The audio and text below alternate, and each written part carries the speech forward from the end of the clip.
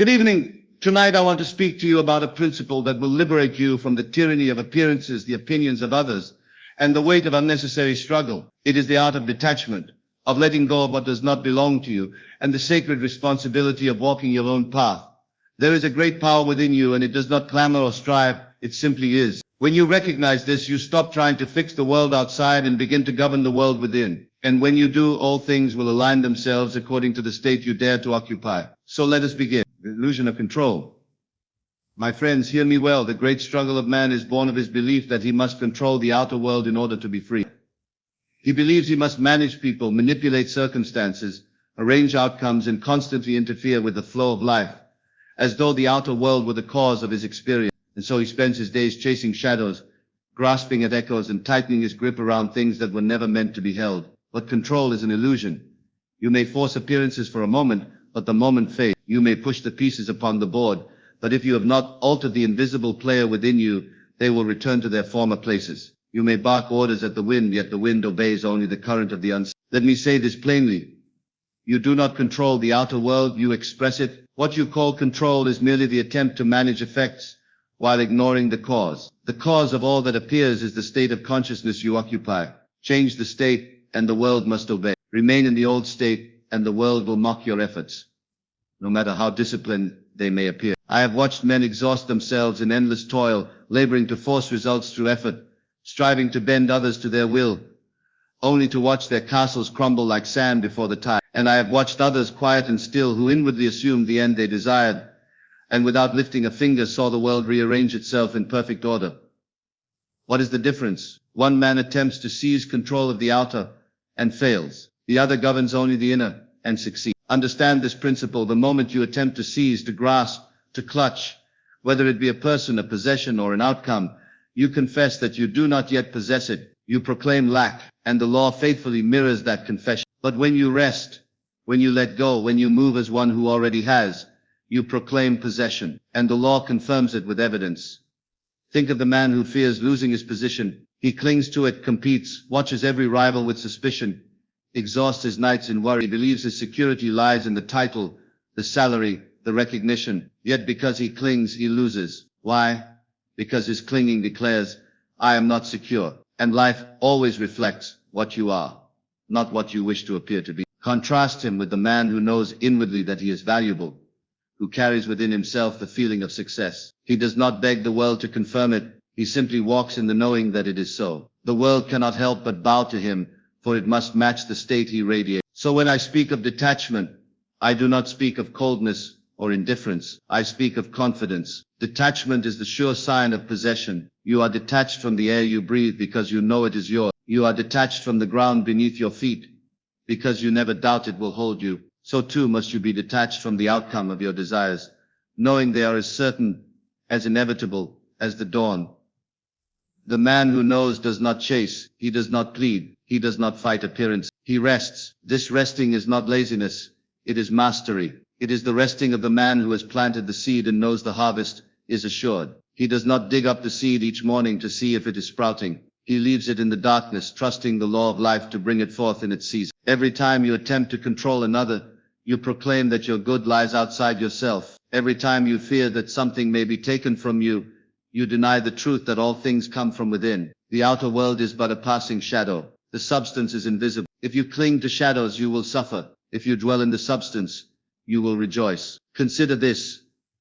You are forever radiating a vibration, a tone of being. It is this tone, not your efforts, that summons your world. If you attempt to use effort to compensate for a tone of fear, you will fail. But if you first change the tone, effort becomes unnecessary. The outer aligns itself with mathematical precision to the inner tone. Therefore, abandon the fantasy of control. Release your white-knuckled grasp upon people, upon conditions, upon the future. You were not sent here to wrestle the world into shape. You were sent to declare from within who you are, and to watch as the world conforms to your declaration. If a man imagines that he must hold tightly to his beloved, or she will leave, he has already sown the seed of separation. If a man believes he must fight to keep wealth, he has already confessed poverty. The law reads only what you are, not what you strive to maintain. Striving is the language of lack. Being is the language of fulfillment.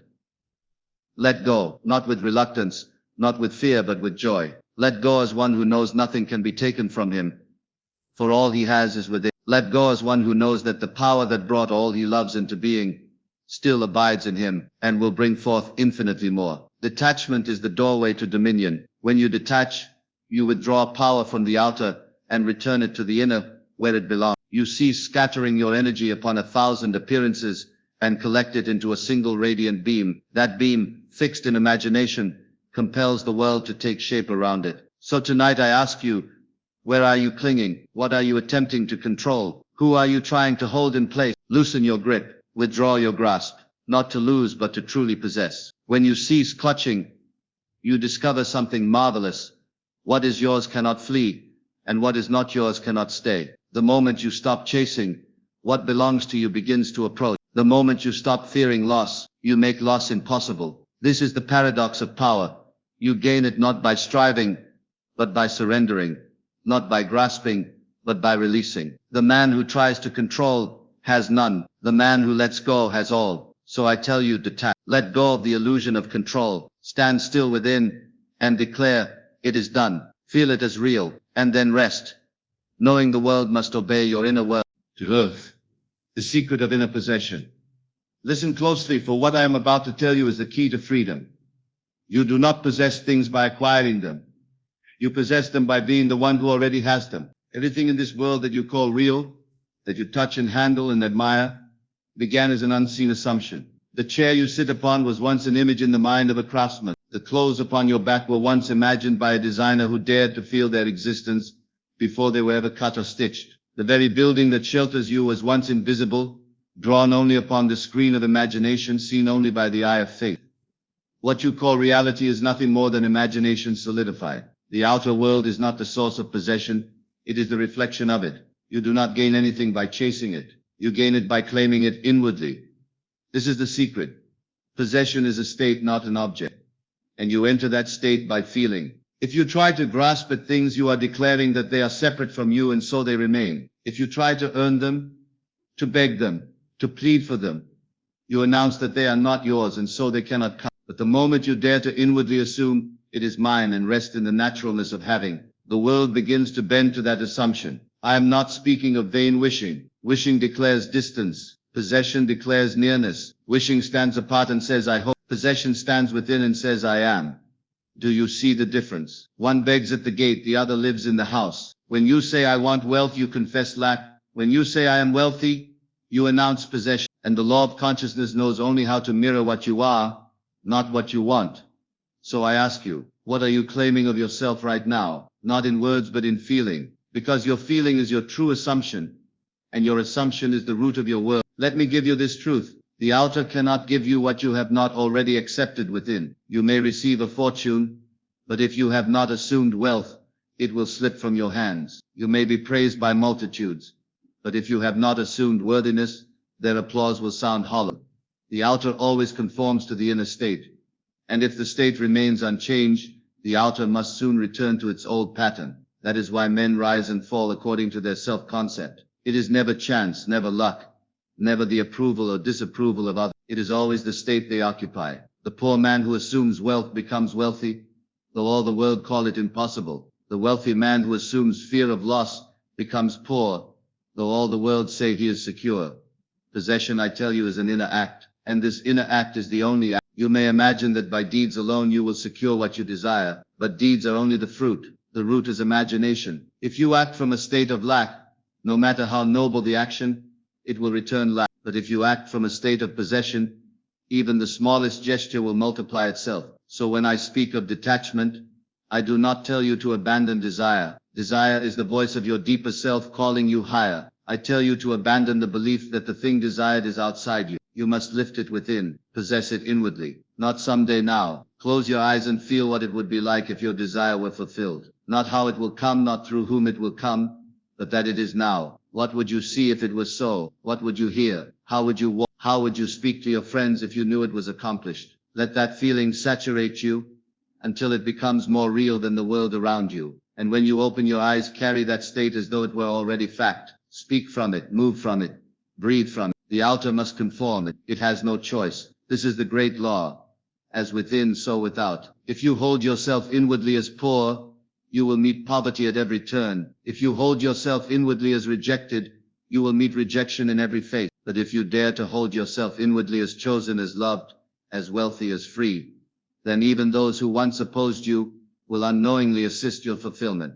You are the operant power. There is no other. Understand, you do not wait to possess. You possess, and then you wait. There is a great difference. Waiting as one who lacks breeds despair. Waiting as one who has breeds patience and peace. One says, will it come? The other says, it is coming because it is mine. Can you see the power of this? When you inwardly possess, you no longer clutch at people to give you what you believe you lack. You no longer demand the world prove your worth, because you know your worth is established. You stop begging for what is yours, and you begin selecting it calmly from the infinite storehouse within. There is a storehouse within you, infinite in supply. You draw from it not by effort but by acceptance. This inner realm does not answer struggle, it answers assumption. It gives not according to merit, but according to belief. So if you have believed yourself small, it has faithfully shown you smallness. If you have believed yourself unworthy, it has dutifully echoed rejection. The law is impartial. It gives to all according to their inner claim. But tonight you may change your claim. Tonight you may cease declaring I want,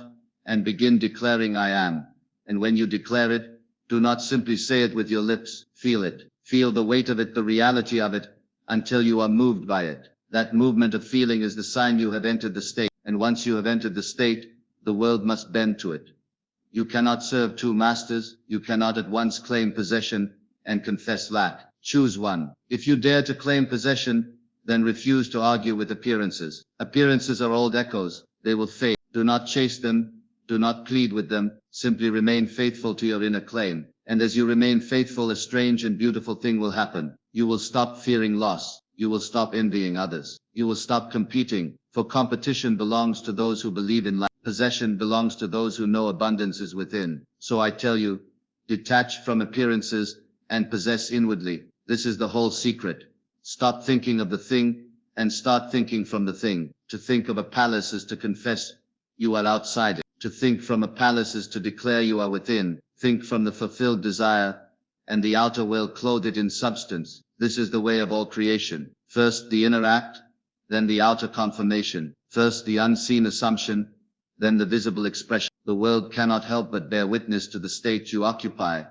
So go within tonight. Withdraw from the noise and the mirrors. Stand in the silence and declare, I am. Possess it. Wear it like a garment. Let the feeling become so natural that you forget there was ever a time you were without it, and soon, without strain, without striving, without fear, the world will echo your inner song. This is the law. This is the secret of inner possession, and when you know this, you will never chase again. You will simply be, and the world will bend. Trivia. Cutting the cords of expectation. There is a subtle chain that binds more men than iron shackles ever could. It is the chain of expectation. We tie invisible cords from our heart to the approval of others, to the responses of the world, and then we wonder why we feel so heavy. We hand our joy into the keeping of strangers and call it love. We place our peace in the hands of circumstances and call it prudence. But hear me well, while you depend on anything outside of yourself to prove who you are, you will never walk in freedom. Expectation is the silent thief of power. For as long as you expect another to complete you, to recognize you, to reward you, you have confessed that you are not whole. And the law of consciousness must echo that confession. It cannot contradict you. If you say, I will be happy when they see me, the law must delay your happiness until they do. If you say, I will rest when the world affirms me, the law must keep you restless until the world does. Do you see the snare? Expectation binds you to delay. It keeps your good always one step away, always tomorrow, never now. But creation is only now. The law acts only now. There is no power in tomorrow, no reality in next year. You create only from this instant, and you create from what you are, not what you wait for. So long as you expect, you declare lack. So long as you demand signs, you admit you have not believed. But when you release the demand, when you cut the cord of expectation, you stand as one who already has. And the world has no choice but to conform. This is why I say let go, not as an act of resignation, but as an act of sovereignty. Letting go does not mean ceasing to desire.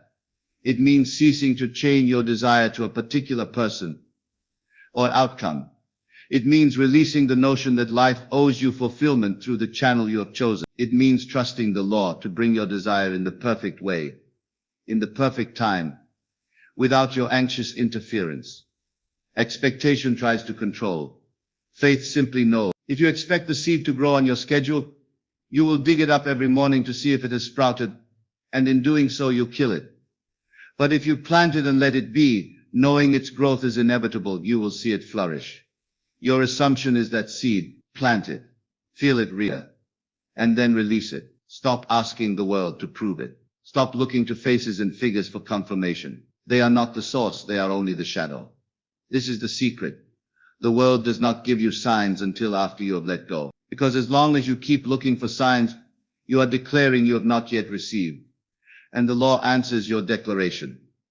The moment you say it is done and truly rest in that inner possession, the cords snap. You no longer watch the outer world for proof because you know the proof is within. You have stepped off the stage of begging and taken your place on the throne of being. This is detachment. It is not coldness. It is not indifference. It is mastery. Detachment is not the absence of desire. It is the absence of bondage. When you are bound by expectation, you walk through life as a beggar, hoping someone will feed you crumbs of recognition.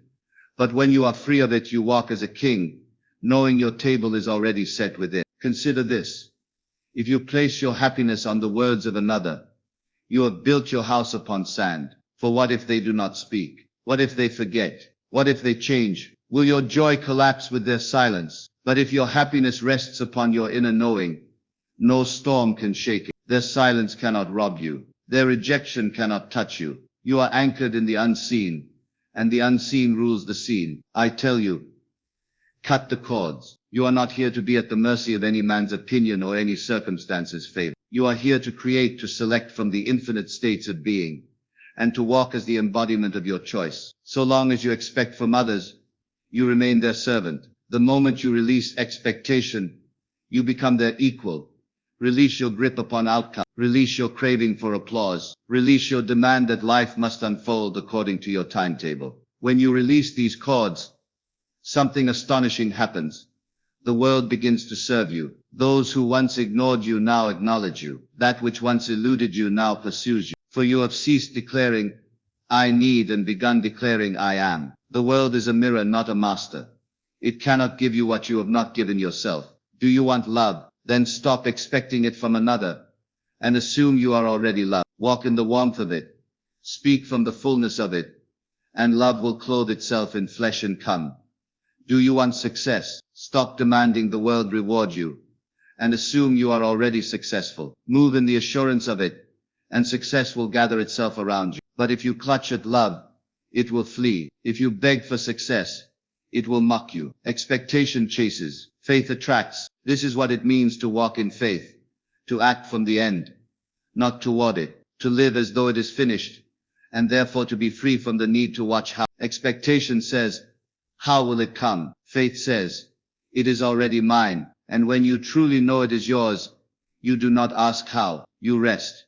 You may think rest is inactivity. No, rest is the highest activity, for it declares completion. Creation was finished in the beginning. Your assumption is finished the moment you accept it. The outer only reveals what is already true inwardly. So stop striving to make it happen. Cease your anxious efforts. Take your hands off the wheel and let the law drop. This is cutting the cord of expectation, refusing to let the visible world govern your inner knowing. When you are free of expectation, you are unshakable. Praise cannot swell you, and criticism cannot sink you. You are anchored in your own being. You are whole, whether they see it or not, whether they approve or not. And because you no longer demand their recognition, they will give it. Because you no longer chase results, they will arrive. This is the paradox. You gain the world only when you no longer need it to complete you. So tonight, examine your heart. Where are the cords? Whose approval are you secretly waiting for? Whose response holds your peace hostage? See those cords and cut them, not with anger, not with scorn, but with sovereignty. Say within yourself, I release you. I do not need you to confirm what I am. I stand complete. And stand, even if the world mocks. Stand, even if nothing moves. Stand. The unseen is already moving. The moment you let go, the power begins its work. Soon what you once chased will come without effort, because you have stopped declaring yourself incomplete. You have chosen wholeness, and the outer world must reflect it. Cut the cords of expectation. Walk free. The kingdom is within you, and it lacks nothing. Or, the art of letting go through inner certainty. My friends, tonight I want you to look deeply at something most of us struggle with. Not because it is complicated, but because it is simple. And the mind resists simplicity. I am speaking of letting go. To detach is not to give up. It is not to abandon hope. It is not to walk away from the desire of your heart. No, letting go is the profound recognition that your desire is already accomplished in the unseen. And if it is accomplished, what need is there to grasp, to push, to strain, or to plead? You see, the very act of grasping is confession of doubt. When you cling, when you attempt to force conditions, you are declaring to your deeper self, it is not yet mine, it is not yet real. But when you rest in the feeling of its reality, you cannot cling, you cannot chase. You stand still inwardly, even as the outer world bustles. That stillness is not passivity, it is the stillness of the fulfilled heart. Imagine this. You place an order at a fine restaurant. You do not run into the kitchen to ensure the chef is preparing it. You do not call the waiter back every few minutes to ask, are you sure it is coming? No, you rest in expectation. You converse, you smile, you enjoy the moment because you know the meal is on its way. That is letting go. That is detachment. And that is how creation works. The whole world is responding to your inner assumption, and it must do so without fail. This is law. When you know this, you cease trying to hurry things along. You cease monitoring appearances for proof. You cease looking over your shoulder, wondering if it will arrive. You know that the seed has been planted and you let the invisible forces tend it. I tell you, if you truly believe your desire is already fulfilled, you cannot feel anxious about it. Anxiety is always proof that you are still looking to the outer world as cause. Faith rests in the unseen. Faith is the deep, still knowing that says, it is done. So when you detach, you are not abandoning the desire. You are claiming it so completely that you release the need to check on it. Many will say to me, Neville, if I let go, won't I lose it? Won't I drift away from it? And I say no, the opposite is true. When you hold with tension, you repel. When you rest with certainty, you draw it near. Letting go is not drifting. It is magnetism. It is the surest path because it is rooted in the knowing that creation is finished. Let me remind you, creation is finished. You are not making something happen. You are selecting from what already is. Every possible reality exists. You are merely tuning the dial of your consciousness to the one you wish to occupy. And once you tune to it, you do not keep spinning the dial back and forth to see if it is still there. You stay tuned. You let the new state carry you. I remember years ago, when I first grasped this, I desired a certain outcome in my life, and I was filled with anxiety about it. I imagined it at night, but during the day I would scan the world, searching for any sign that it was coming. And because I was looking, I saw only delay. I saw only the echo of my doubt. But the night I finally released it, truly released it, with the deep knowing that it was done, I felt an extraordinary peace. I ceased searching. I ceased checking. I walked as though it were already true. And within days, the outer world rearranged itself to deliver it. That is what I mean by inner certainty. Inner certainty is the soil in which manifestation grows. Clinging is barren ground. And how do you move from clinging to certainty? Through feeling. Through assuming the feeling of the wish fulfilled so completely that you no longer feel desire. You feel possession. When you feel you already are what you wish to be, desire dissolves. And when desire dissolves, you have let go. Understand this. Letting go is not something you do to the desire. It is something that naturally happens when you are saturated in its fulfillment. You do not let go by force. You let go by fullness. When your cup is full, you do not thirst. When your heart is full, you do not grasp. So if you find yourself clinging, do not struggle to release. Simply return to the inner scene where you are already what you long to be. Live there, feel from there, and you will find the clinging fades, not because you forced it away, but because you no longer need it. And as you walk through your days, remember, Appearances will still whisper the old story at times. Do not be disturbed by this. The outer world is only a shadow. It is the echo of who you were, not who you are now. Let the echo fade. Let the old reflections pass by. If you react to them, you re-enter the old state. If you ignore them, you remain in the new. Detachment is ignoring appearances, not because you are blind to them, but because you know they have no power. You must make a habit of this inner composure. Do not permit the senses to dictate to you. They are servants, not masters. Your inner state is the master. Your imagination is the cause. The senses only report what imagination has decreed. So if they report something contrary to your desire, say to yourself, this too shall pass, for it is not who I am. Then return inward to the state of fulfillment. This is how you remain detached. I want you to test this. Tonight, choose one desire, not many, just one. Assume the feeling of its fulfillment so vividly that you feel relief, peace, and quiet joy. Let that be your last thought as you drift to sleep. And tomorrow, walk the world as though it is already done. When the mind tries to doubt, say within yourself, it is finished. Do not seek proof. Do not search the horizon. Simply be still, and you will see what happens. The outer world will begin to bend. People will speak words that confirm your assumption. Circumstances will arrange themselves without your effort. This is not chance. This is law, and it is the law of your own being. So my friends, let go. Not by pushing it away, but by holding it as already yours. Let go. Not into emptiness, but into fulfillment. Let go.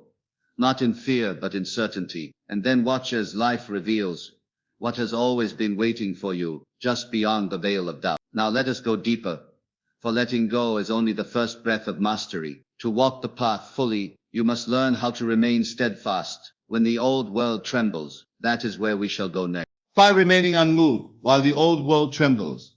My friends, if you would walk faithfully in the direction of your fulfilled desire, you must learn this sacred art, remaining unmoved. For once you have assumed the feeling of the wish fulfilled, once you are detached from the struggle and rested in certainty, the old world will not vanish at once.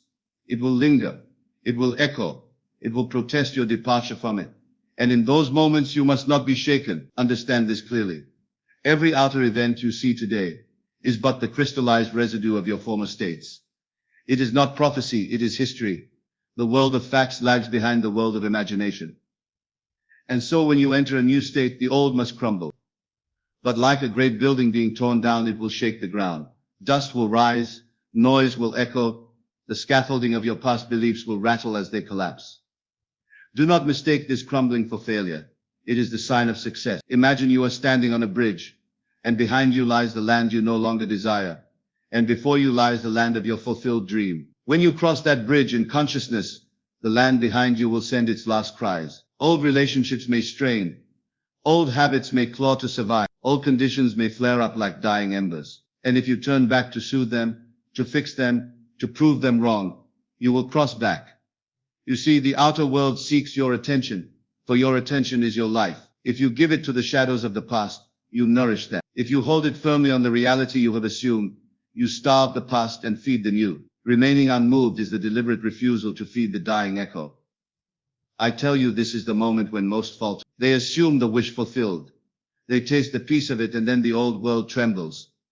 Bills arrive, people oppose them, circumstances tighten, and they cry, it's not working. They rush to mend the crumbling walls, and in doing so they reanimate the very state they sought to escape. But you, if you would be master of your fate, you must do otherwise. You must say to every seeming contradiction, this is the shadow of who I was. It has nothing to do with who I am. And stand still. Do not defend. Do not argue. Do not explain. Be still in the knowing that the new state is reality and the old is illusion. Let me give you an image.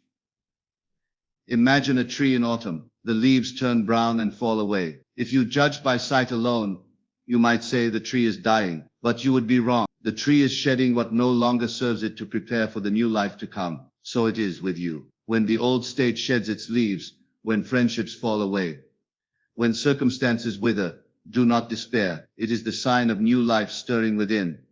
Remain unmoved. Hold fast to your inner vision. That is your anchor. The storm may rage around you, but if the anchor holds, you will not drift. And soon the storm will pass, and the sea will reveal the new shore you have chosen. Now how do you hold fast? Not by straining, not by effort of will. You hold fast by feeling, by returning again and again, quietly, gently to the inner knowing, it is done. Let this be your silent song. As you walk through the day, when the old world speaks its lies, answer not with argument but with silence. For silence is the sign of faith. Do not seek reassurance from the world. Do not ask it for signs. The world will only give you the signs of your former self. Until the new state has taken root, your assurance must be inward. When doubt arises, do not wrestle with it. Observe it as you might observe a passing cloud. Say within, this is not I, and return to the feeling of the wish fulfilled. I tell you, the outer world is far slower than imagination, but it must obey it. It has no choice. This is law. Imagination creates reality. Not sometimes, not occasionally, but always. And if you persist in the feeling of your fulfilled desire, the outer world will conform, no matter how stubborn it seems. Consider the seed in the soil. You plant it and cover it. Days pass. The surface remains unchanged. Then, just as you are tempted to think nothing is happening, the sprout appears. Did the seed only begin to grow when you saw the sprout? No, it was growing all along, invisibly. So it is with your desire. The unseen roots must form before the visible stem can rise. And if you dig it up each day to check, you kill it. So let the seed be. Walk as though the harvest is certain, and it will be. I remember when I first lived this principle, I had assumed a new state, yet the world around me grew more chaotic than before. I was tempted to doubt, to cry out, it is not working, but instead I became very still. I said to myself, this chaos is the death cry of the old state. I will not answer it, and I remained inwardly faithful. Within a short time, the storm passed, and the new world appeared, perfectly formed. That taught me the trembling of the old is the prelude to the birth of the new. So when the old world trembles, rejoice. Yes, rejoice. It is the sound of your chains breaking. It is the cracking of the shell before the bird emerges. It is the noise of victory just beyond the veil. Stand firm, stand silent, stand knowing, and above all, do not attempt to hasten the process by outer effort. If you act from fear, from haste, from desperation, you declare that the inner work is incomplete. But if you act from the calm confidence of fulfillment, your actions are creative. The difference is not in the action, but in the state from which it springs. Always move from the end, never toward it. My friends, the bridge of incidents will carry you. You need not build it. Life will weave it from the threads of your assumption. You will meet the right people, hear the right words, stumble upon the right doors without effort. Your only task is to remain in the state. All else is done for you. So tonight, as you leave this place, resolve within yourself, I will not be shaken. I will not be moved by appearances. I will not feed the shadow. I will remain anchored in the unseen reality I have chosen, and I will walk as though it is already mine. Do this, and the trembling will cease. The old world will fall away like mist at dawn, and the new world, the world you have called forth, will stand revealed, solid and undeniable. This, my beloved friends, is the power that belongs to you. And when you master this art of remaining unmoved, you will know yourself as the true cause of all you behold. You will no longer be a leaf blown by the winds of circumstance. You will be the wind itself. And now, having learned to stand still while the old dissolves, we shall move forward into an even greater mastery.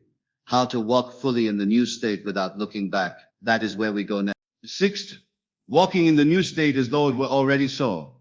Now that you have learned to remain unmoved, while the old world trembles, let us walk further into the mystery. For detachment does not end with stillness.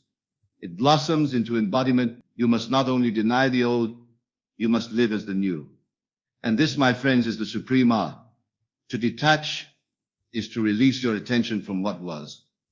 To walk in the new state is to give your attention entirely to what is in imagination. It is to let your inner world become the only authority. This is not pretense. This is creation. When I speak of living in the end, I do not mean acting outwardly as though your desire were fulfilled while inwardly knowing it is not. That is performance. It carries the seed of doubt. No, living in the end is an inward conviction, so deep that the outer world becomes irrelevant. Imagine for a moment that you have already received your heart's desire. Feel the relief of it. Feel the security of it. Feel the quiet satisfaction, that inner tone. That is the new state. It is invisible to the world, but it is reality. Hold to it, and all else will conform. Do not wait for outer permission. Do not wait for signs. Begin now to move in consciousness as the one who has what they longed for. Speak inwardly from that place. Think from it. See the world from its heights. If you are wealthy, how do you walk? Not hastily, not anxiously, but with ease. If you are deeply loved, how do you speak? Not with fear, but with warmth. If you are free, how do you rise in the morning? Not burdened, but light. Assume these tones inwardly, and you will find that life begins to answer in kind. You see, the world is a mirror. It reflects the image you hold of yourself. If you wait for the reflection to change before you change the image, you wait in vain. But if you dare to change the image, though the reflection still shows the old, the reflection must eventually match. This is law. Walking in the new state is not an effort of doing, but an effort of being. Be the one you desire to be now. This being is invisible to all but you, yet it governs all you will encounter. When you say within, I am, you are planting the seed of creation. I am successful. I am free. I am secure. Say it and feel it until it becomes natural. But here is the subtlety. You must not check the outer world to see if it agrees. That is the snare. That is to abandon the new state and return to the old. When you plant a seed, you do not dig it up each day to see if it has sprouted. You trust the process. So it is with state. They grow unseen before they appear seen. When I first understood this, I played with it as a child might play with magic. I would imagine simple things. A letter from a friend, a call from one I had not heard from in years, and I would walk through the day as if it had already happened. I did not wonder when or how.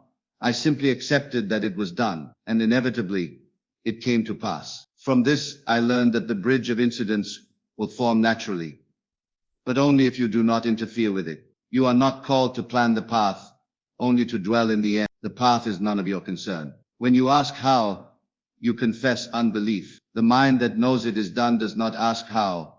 It rests. And in that rest, life rearranges itself. But hear this warning. To walk in the new state, you must be willing to let the old self die. That old self will call to you. It will whisper. Be realistic. It will present evidence, show you the unchanged facts, try to lure you back into its familiar prison. Do not answer. Every time you respond to it, you strengthen it. Ignore its cry. Each time you refuse to acknowledge it, you weaken it. Think of an actor who takes on a role. He does not try to prove he is the character. He simply becomes it. He walks as it, speaks as it, thinks as it, until even his body conforms. So must you with the new state. Assume it as naturally as putting on a garment. Wear it until it fits like your own skin.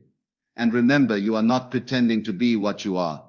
Not you are revealing what you truly are. The state is not something you gain. It is something you awaken within yourself. All states exist now. You move into them by assumption. As you walk in the new state, the world will offer opportunities to test you. People may treat you as the old self. Circumstances may seem contrary. Do not be troubled. These are not signs of failure. They are signs that the old state is still echoing. Remain faithful. Respond from the new identity, not the old. If they treat you as poor, respond as rich. If they speak to you as weak, answer as strong. Your inner tone will gradually educate the world on how to treat you. Let me give you a key. Persist in the inner conversation of the fulfilled desire. All day long you speak inwardly to yourself. Turn that conversation toward your new self. Hear others congratulating you. Hear yourself thanking them. Hear the tones of success, of love, of freedom.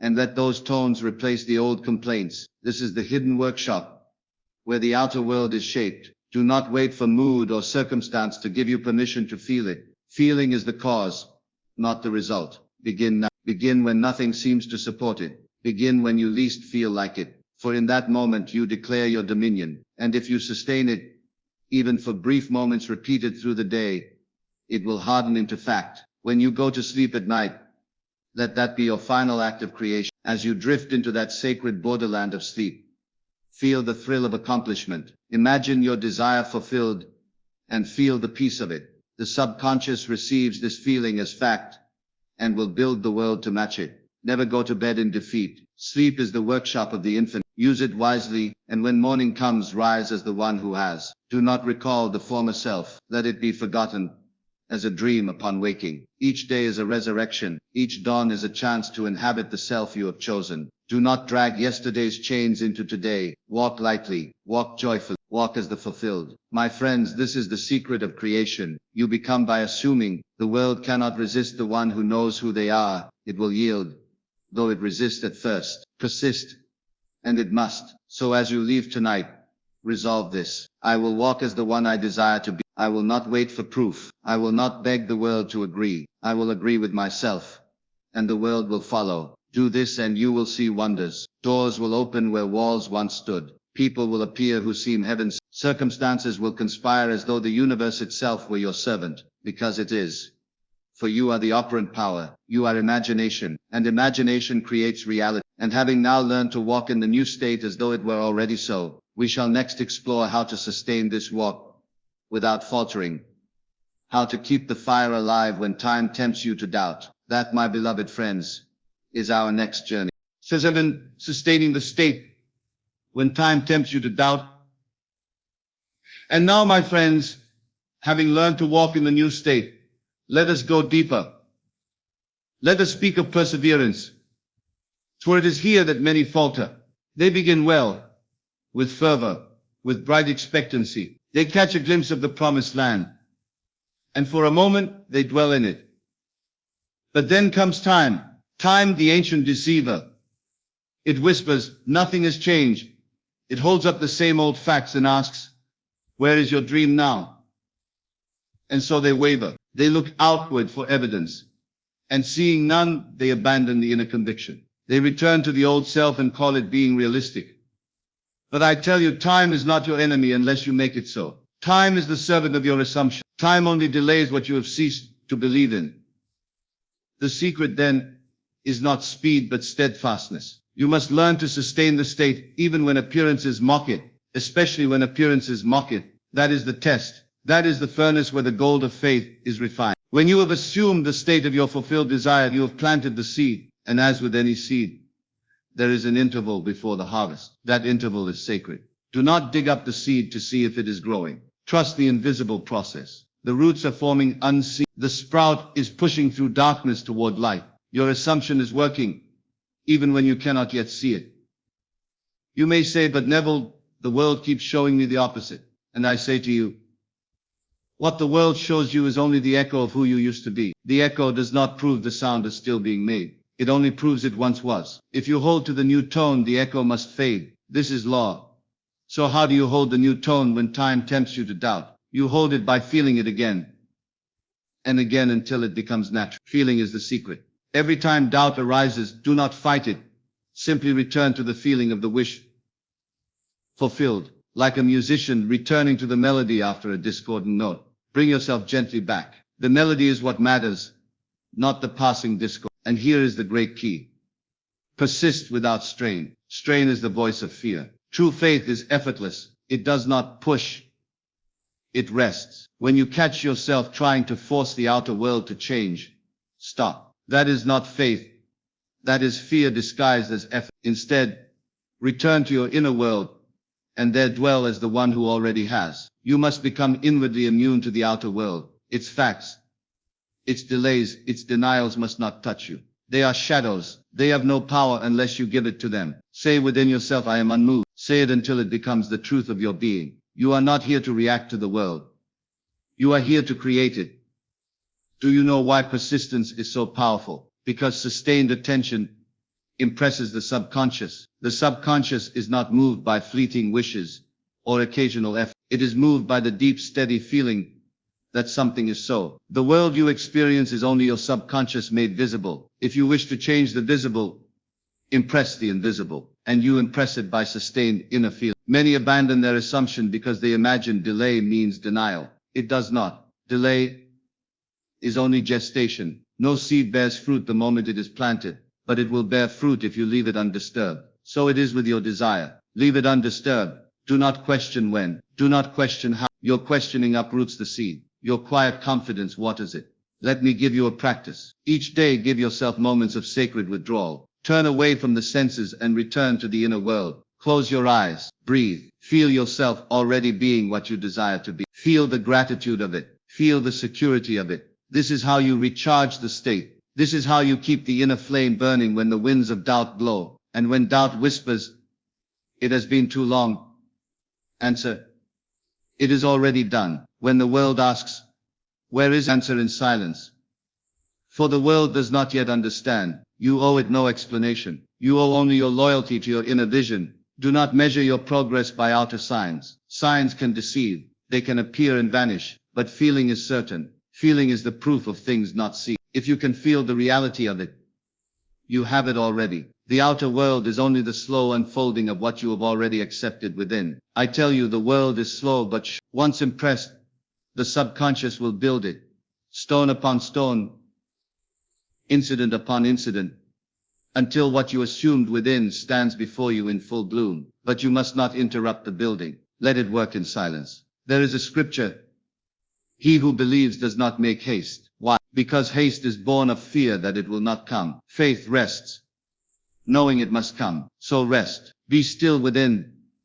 Though the outer world rages, be still though time stretches long. Time cannot defeat the one who stands in faith. And know this: the longer the delay, the greater the harvest. The seed planted deep may take time to pierce the surface, but when it does, it will rise with strength. What seems like delay is often preparation. Life is rearranging itself behind the veil to make room for what you have assumed. Trust the hidden world. The world may forget, but you must remember. Remember daily who you are. Remember nightly who you are. Affirm it in the morning. Affirm it when doubt comes. Affirm it when nothing supports it. I am what I desire to be. I am it now. This remembrance is your shield. And if you should falter, and you will at times, do not condemn yourself. Simply return. The prodigal son was welcomed home the moment he turned back. So too with you. No lapse can destroy the seed once planted, unless you choose to abandon it entirely. Return, and it will grow still. Sustaining the state is not about perfection. It is about fidelity. Be faithful, not flawless. Faithfulness will carry you where effort cannot. For effort exhausts, but faith renews. So I say to you tonight, cling not to appearances. Cling to your vision. Cling not to time. Cling to your feeling. For appearances will change, and time will pass. But what you hold in feeling must become fact. This is law, and law cannot fail. Let the world doubt. Let reason argue. Let time mock. Smile at them as one who knows a secret. Because you do. You know that imagination creates reality. And knowing this, you can afford to wait in peace. Hold fast, my friends. Hold fast to the end you have chosen. For if you persist, you will prove this truth for yourself: that sustained imagination clothes itself in fact, and that what you dare to assume and sustain must one day walk the earth as your living reality. And when you have mastered the art of sustaining the state, we shall go further still into the art of releasing all effort entirely, and letting the power within you bring it forth without toil. That, beloved, is where we shall go next. 8. The freedom of inner detachment. My friends, when you come to understand the power of your imagination, when you begin to truly grasp that the world without is only a mirror of the world within, you will encounter a strange and subtle temptation, the temptation to cling. You will see the outer forms shift and rearrange themselves according to the imaginal acts you have entertained. And you will be tempted to seize them, to hold tightly, to say, this must stay, this must not leave. And in that grasping, you will find the very thing you fear, the slipping away of what you tried to clutch. This is why I tell you tonight, you must learn to detach, to let go, not from indifference, not from resignation, but from the profound knowing that what is yours cannot be lost. The visible form is only the shadow of your inner conviction. The shadow may dance and change shape, but the light casting it remains unaltered. Your true work is to remain faithful to the inner light. Imagine for a moment you are holding water in your hand. The tighter you squeeze, the more it escapes. But if you cup your hands gently, loosely, the water remains. So it is with every outer condition in this world. When you cling to it, you declare through feeling, this thing holds my life, my security, my worth. You make it your God.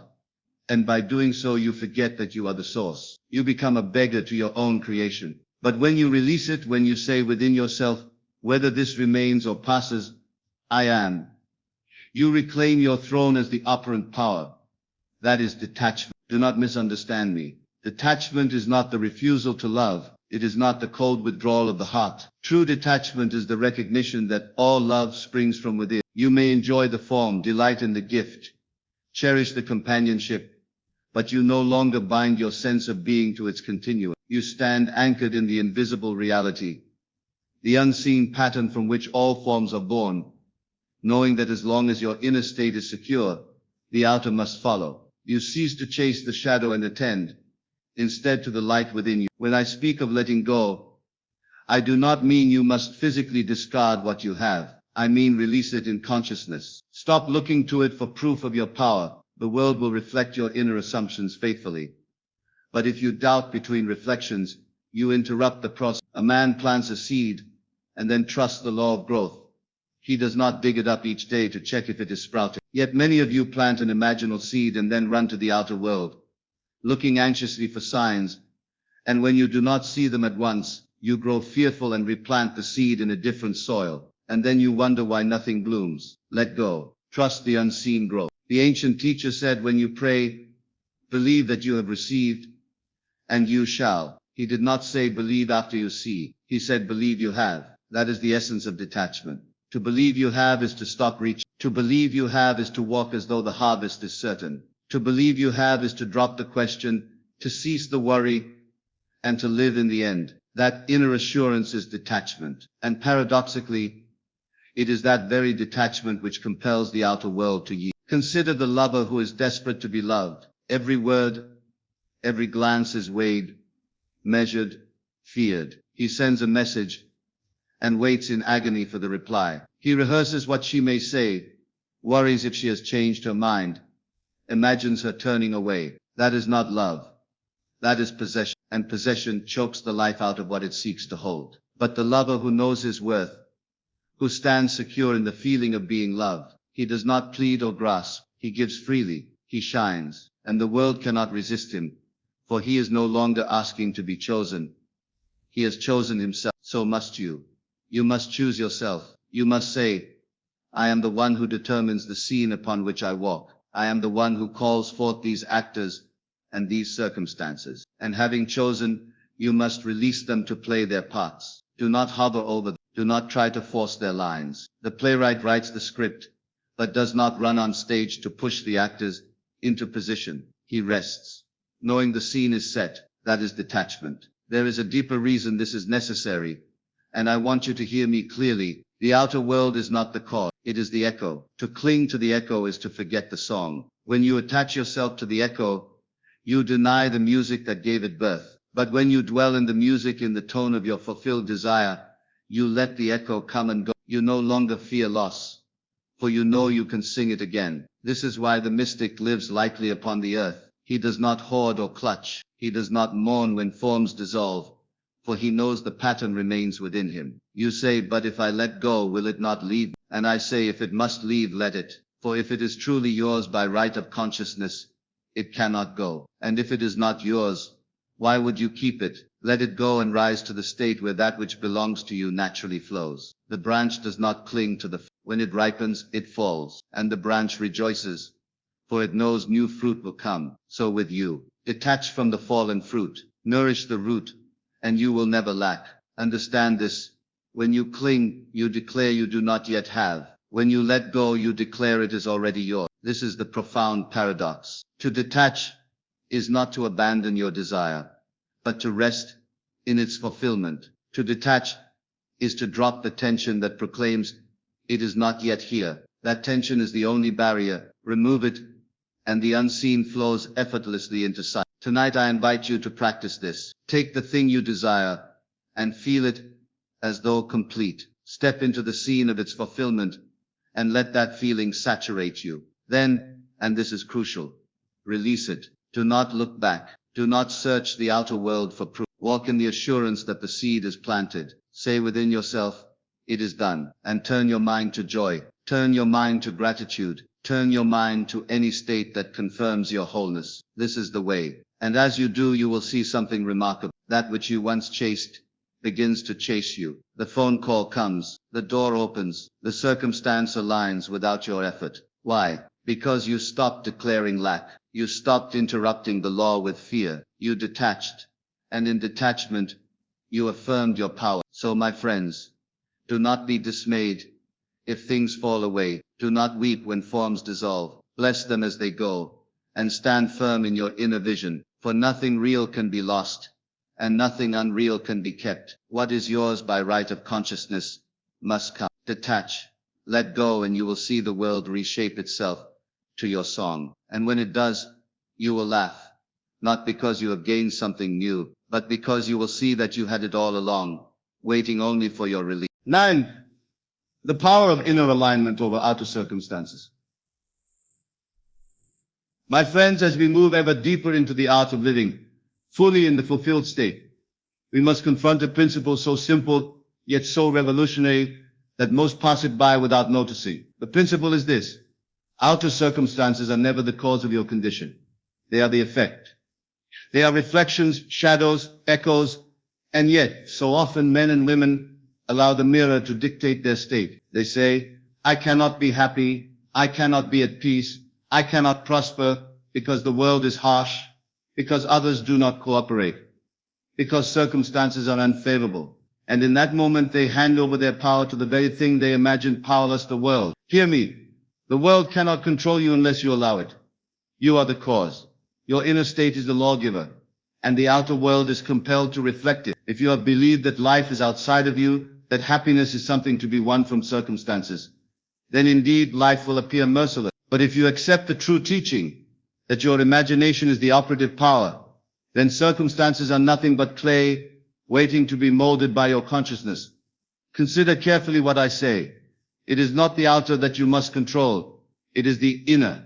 Not the events, but the feeling. Not the people, but the thought you dwell in. When your inner world is aligned with the state of your fulfilled desire, the outer world must follow. This is not theory.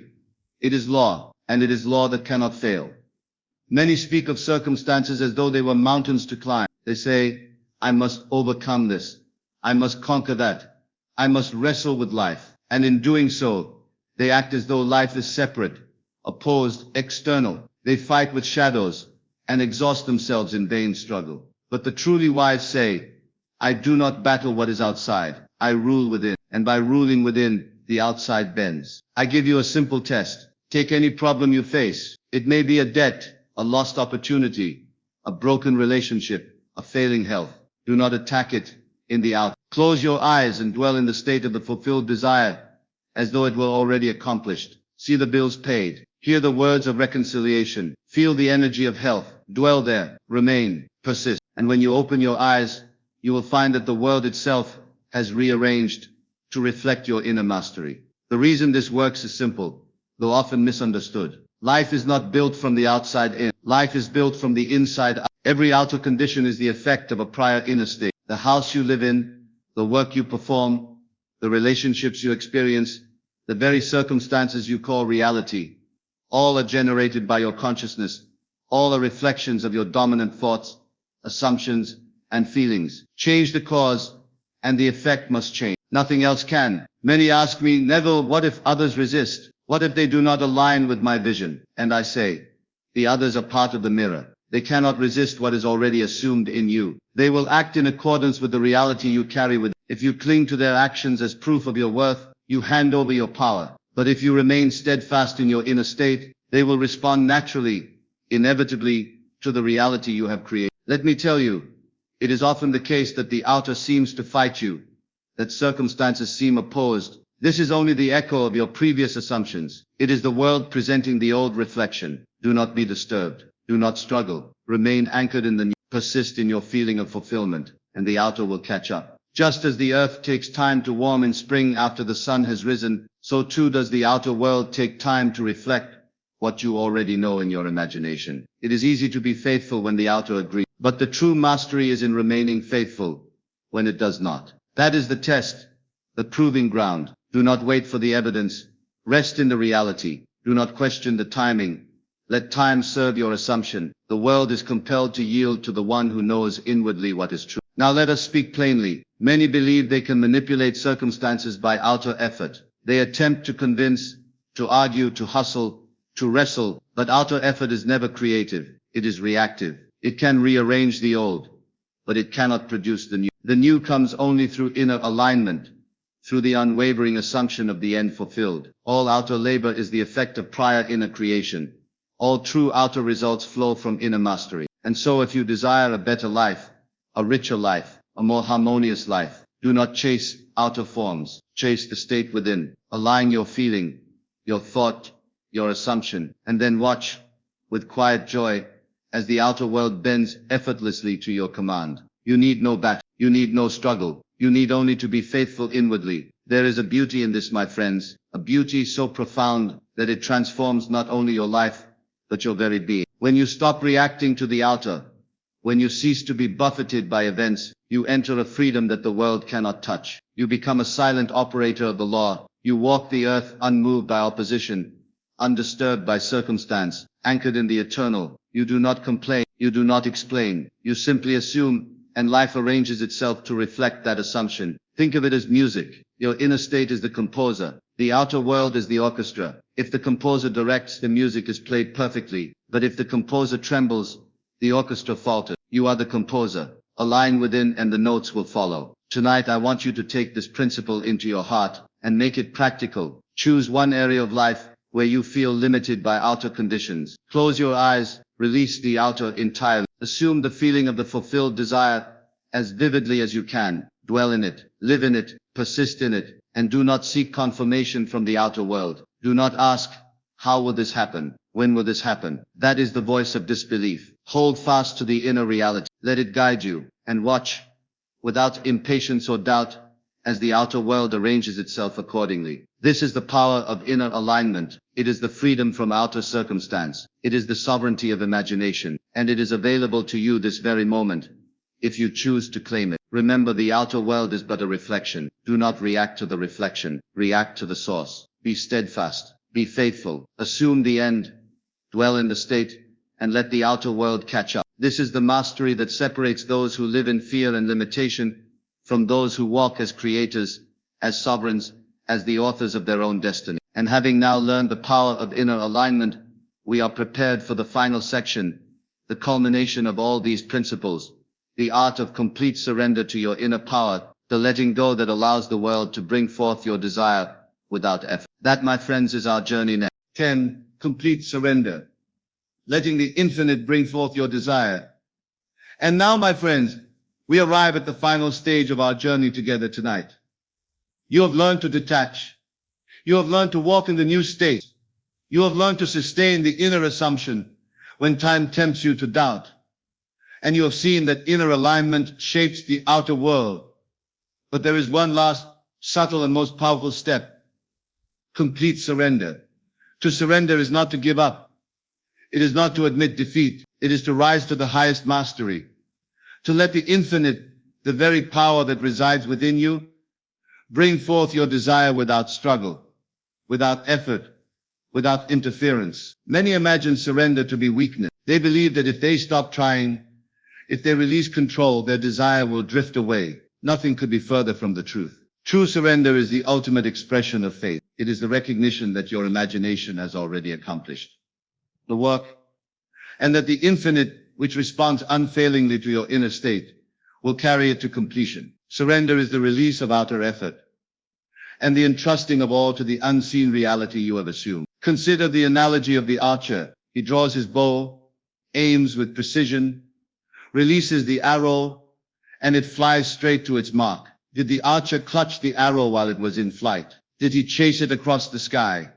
No. His work was done at the moment of release. The flight is the law at work, so it is with desire. Once you have assumed the state, once you have planted the seed of the wish fulfilled in your imagination, the outer world is free to respond. To cling, to fret, to push, is to interfere with the law itself. Surrender is allowing the arrow to fly. And yet this surrender is active, not passive. It is not idleness. It is the conscious decision to abide in the feeling of the fulfilled desire. While the unseen shapes the visible, you are awake, aware, conscious. You are present in the inner reality. You are not slumbering or hoping vaguely. You are fully engaged with the state, fully immersed in its reality. And in that immersion, you relinquish all tension about how, when, or by what means it will appear. I speak to those who struggle with impatience, who say, Neville, I have done all I can, but the world does not seem to cooperate. And I say to you,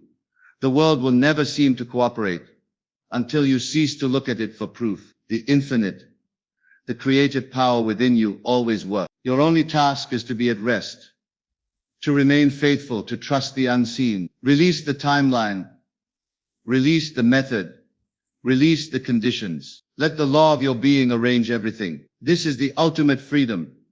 Surrender is also the release of fear. Fear is the one element that arrests manifestation. Fear whispers, you must control, you must act, you must watch. Fear is the belief in lack, the assumption of limitation. To surrender is to dissolve fear entirely. You no longer act out of scarcity.